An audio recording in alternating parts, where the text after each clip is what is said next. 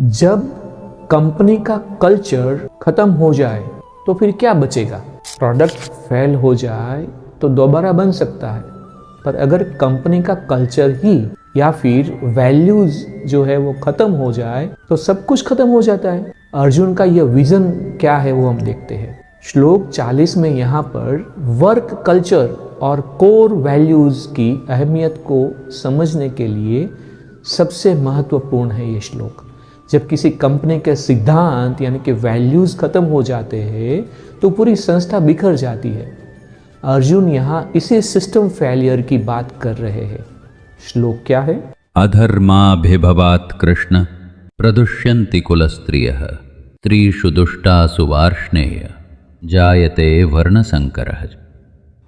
अर्जुन कहते हैं कुल का नाश होने पर सनातन कुल परंपराएं यानी कि वैल्यूज नष्ट हो जाती है, और जब धर्म यानी कि सिद्धांत नष्ट हो जाता है तो पूरा कुल अधर्म यानी कि अराजकता की ओर चपेट में आ जाता है। तो उसमें अर्जुन के पक्ष से 3 सीख मिलती है हमें बिजनेस और व्यवहार में। एक, कोर वैल्यूज ऑफ फाउंडेशन।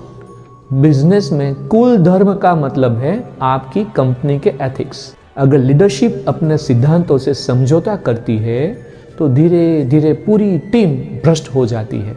दूसरा, सिस्टम फेलियर यानी कि अवॉइड चाओस। जब नियम और वैल्यूज यानी कि सिद्धांत एथिक्स खत्म हो जाते हैं तो अराजकता फैलती है। व्यवहार में याद रखें कि एक बार अनुशासन यानी कि डिसिप्लिन टूटा तो उसे वापस लाना बहुत ही मुश्किल है। और तीसरा, लॉन्ग टर्म विजन यानी कि प्रोटेक्ट द लेजेंसी। अर्जुन डरे हुए हैं कि आने वाली पीढ़ियां क्या सीखेंगी।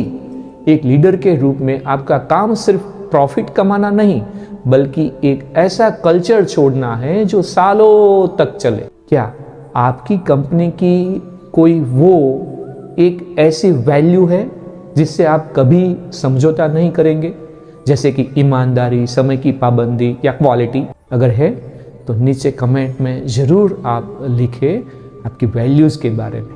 क्यों? जब वैल्यूज़ गिरती है तो समाज और परिवार में प्रदूषण फैलने लगता है। अर्जुन यहाँ किस प्रदूषण की बात कर रहे हैं वो जानने के लिए नेक्स्ट ऐसा लिखें कमेंट में और फॉलो करें। क्या हम अब श्लोक 41 पर आगे बढ़े, जहाँ अर्जुन भ्रष्टाचार यानी कि करप्शन और समाज में आने वाली गिरावट के बारे में बताते हैं। यह आज के कॉर्पोरेट गवर्नेंस के लिए बहुत ही सटीक है।